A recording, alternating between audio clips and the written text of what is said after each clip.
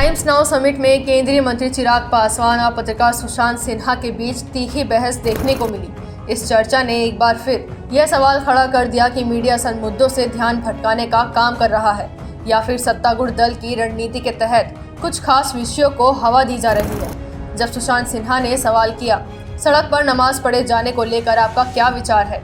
कुछ जगहों पर आप रोक रहे हैं और फिर कुछ लोगों का ये भी कहना है कि अगर ईद के पहले एक दिन पढ़ ही लिया तो क्या ही सड़क घिस तोड़ी जाएगी। आपका इस पर आपकी राय क्या है?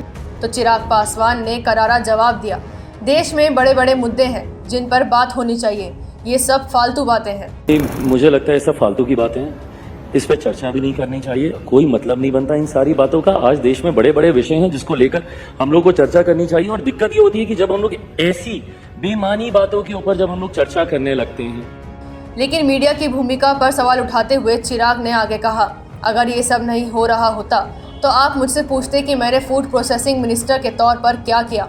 मीडिया असली मुद्दों से क्यों भटका रहा है?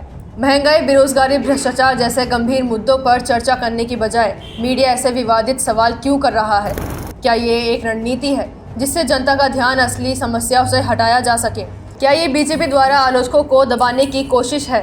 कई बार देखा गया है कि जो लोग सरकार की आलोचना करते हैं उन्हें मीडिया या फिर सरकारी तंत्र के जरिए दबाने की कोशिश की जाती है। विपक्ष और स्वतंत्र आवाज़ों को मीडिया के जरिए बदनाम करने या भटकाने का प्रयास किया जाता है। अब सवाल ये उठता है कि क्या मीडिया सरकार के इशारे पर काम कर रही है या फिर ये लोकतंत्र में स्वतंत्र पत्रकारिता की मौत की ओर इशारा कर रहा है?